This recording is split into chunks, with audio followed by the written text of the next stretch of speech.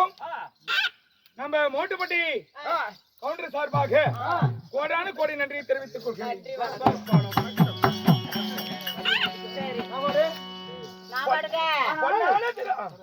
தெய்வலோகத்தை ஆண்டுவிடக்கூடிய தேவி இந்திரனும் இந்திராணியும் அடியேன் தேவருக்கு நமஸ்காரம் பண்ணுகிறோம். ஆமா அம்மா இந்திராணி பார்வதா தேவி கலைவாணி என் பாதத்தை பணிந்தபடியா தேவரெல்லாம் எப்படி இருக்குன்னு தெரியுமா? ஒரு சார் சென்று இல்லையே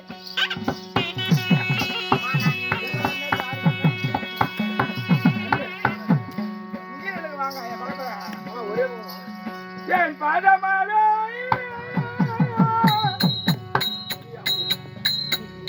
ஐயா ஒருத்தர் தான் நீயா நீயா பண்ணுங்க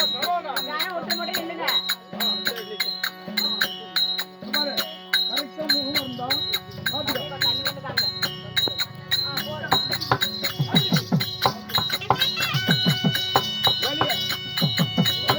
போயிட்டு வருமா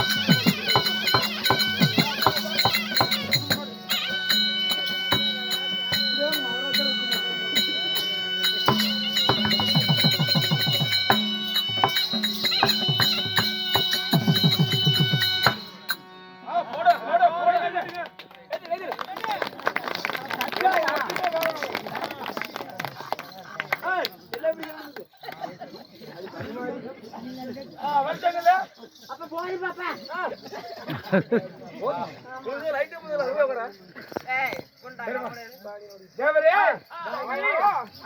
கை தட்டினா ஒரு டைம் ஆகலாம். அதனால தேவேந்திரா தேவாதி தேவர்களா சரி தெய்வலோகத்திற்கு அழைத்திருக்கிறார்.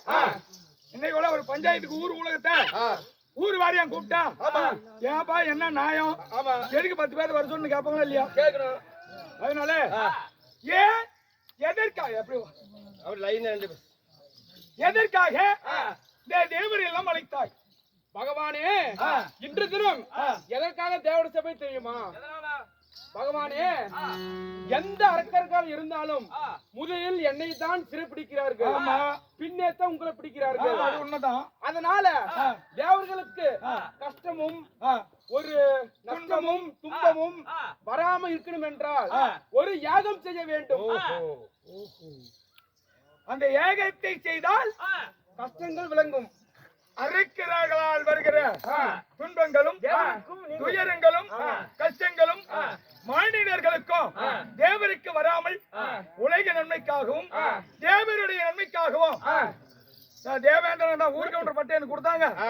நானே என் விருப்பத்துக்கு பண்ண ஒத்துக்கோங்களா? கேட்கணுமல்ல.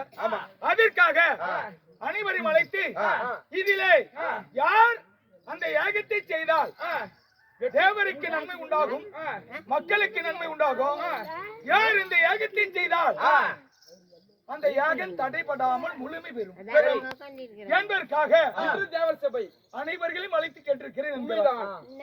முதலாரே நீ என்ன சொல்ற? இதனால தேவாதி தேவர்களுக்கு நான் காக்கும் தொழிலை மேற்கொள்ளக்கூடிய பகவானுடைய மனைவி. அதனால இந்த ஏகத்தை நானே நடத்துறேனே. எனக்குத்தான் தகுதி என்று. ஆமா சுவாமி எம்பெருமானே, உலக மக்களுக்கு அனைவருக்கும் இரவு நேர வேலையில் ஒளிவீச்சு பெறக்கூடிய என்னுடைய வேலை. அதனால இந்த யாகத்தினை இந்த சந்திர பகவானாகட்டும் நான் செய்து வருகிறேன் சுவாமி. நீதான் சரிவர செய்யக்கூடிய ஆள் என்று நீ முடிவு பண்ற. ஆமா என்னை தவிர வேற ஆள முடியாது. அண்ணா கல்விக்கெல்லாம் தலைவதி கலைவாணி சரஸ்வதி. வாயை பேச முடியாது. இந்த உலகத்துல யாராலையுமே வாய் பேச முடியாது. அதனால இந்த யாகத்தை எனக்கு தான் தகுதி, நானே யாகத்தை செய்து வருகிறேன். அப்படியே வாயாடி ஏன் முதல் எறும்பு வரை 84 இந்த ஜீவ பேதைகளையும் நான் உருவாக்க குறைக்கிறவள் அல்லவா? நானே ஒரு பெருத்ததொரு யாகம் செய்தால் எல்லாம் கவலையும் நீங்கி விடும் அல்லவா? அப்படியா அண்ணா மாயவா? தேவருக்கெல்லாம் வணக்கம். ஆனா இந்த உலக பிரபஞ்சமே என்னால உருவானது. நான் இல்லை என்றால் இந்த உலகத்தில் எதுவுமே கிடையாது. ஆனால் இந்த தேவர் நலம் கருதி இந்த ஏகத்துக்கு தகுதி அளவில் நான் மட்டும்தான் சரிவரியாக இந்த ஏகத்தை செய்து அரக்கரிடத்திலிருந்து எல்லாத்தையும் விடுதலை செய்து இந்த ஏகம் எனக்கு மட்டுமே தகுதியானது.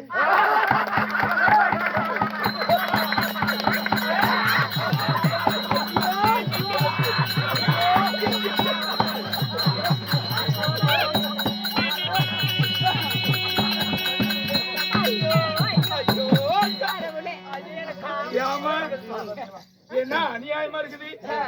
அதாவது பூனை போய் கண்ணு முன்னா உலகமே இருந்துச்சுன்னு நினைக்குமா? அந்த மாதிரி என் பொண்டாட்டிங்க ஆசைப்பட்டு கேக்குறாங்கன்னு சொல்லி பார்வதியும் கேக்குறா.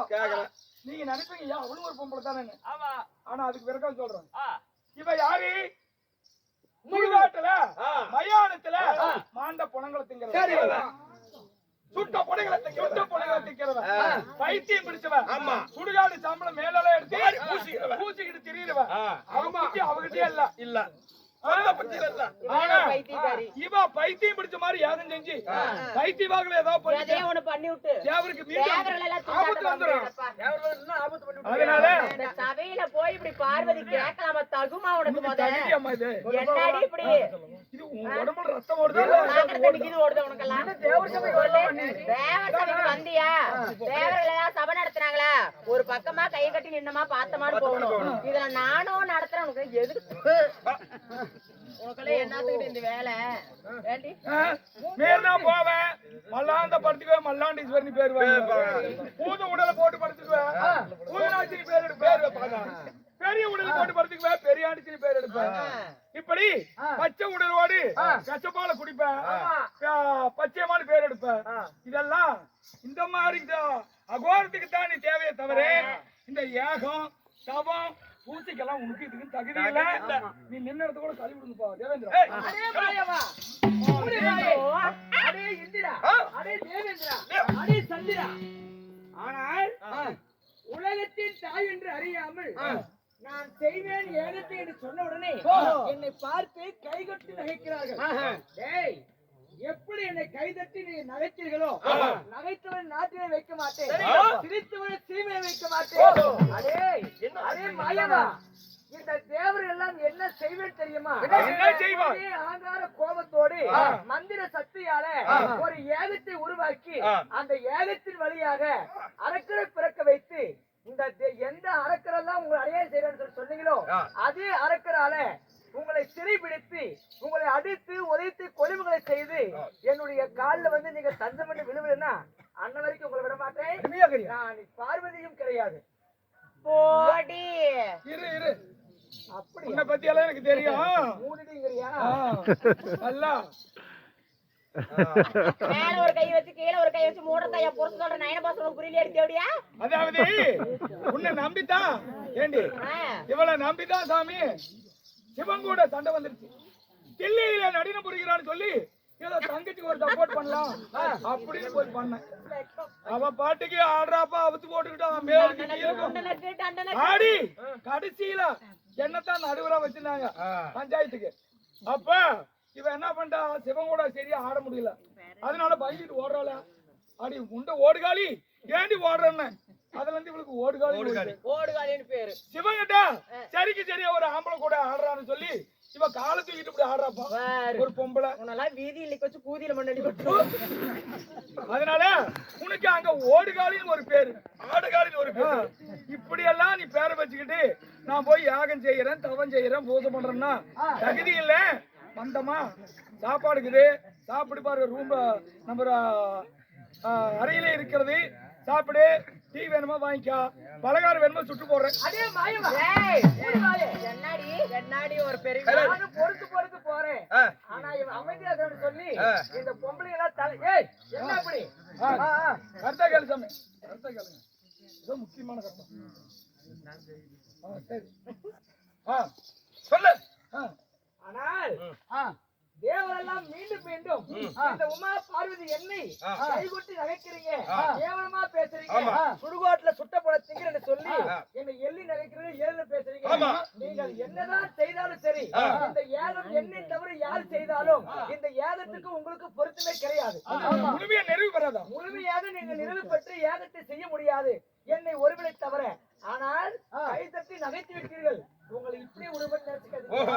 மந்திர சக்தியால ஏகத்தை வளர்த்துதான் போறேன், அரக்கனை பிறக்க வைக்கதான் போறேன்.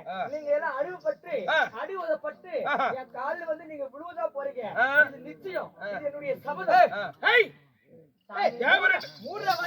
ஏங்க புருஷங்கிட்ட தோத்து போயிருவா, காலை தூக்கி நாட்டியம் ஆடான்னு சொல்லி இவன் மானம் போயிருன்னு சொல்லி காப்பாத்துங்க. மத்தால தப்பு தப்பு தப்புன்னு இன்னைக்கு அவன் அத்தனையும் செஞ்சுட்டு பைத்தியம் நிரூபிச்சுட்டா பத்தியா? இவளை இனிமேல் நம்மள இங்க அண்ணனும் மரியாதை. அதனால நீ ஒரு சபதம் வைத்தாய் அல்லவா, நாங்க தேவரெல்லாம் ஒன்று சேர்ந்து உனக்கு ஒரு சாபம் கொடுக்கிறோம். எப்படி கொடுப்பேன்? எப்ப தேவர்களையே அழிப்பதற்கு ஒரு அரக்கினை ஏகத்தின் வழியாக பிறக்க வைத்து அவரால உனக்கு அடிமையாக சொன்னியோ, அதனால இன்று முதல் இந்த பார்வதி இந்த சக்தி உருவத்தை விட்டு ஓராண்டு காலம் வனத்துல வனபத்திரகாலியாக அலைந்து திரிய கடவாயாக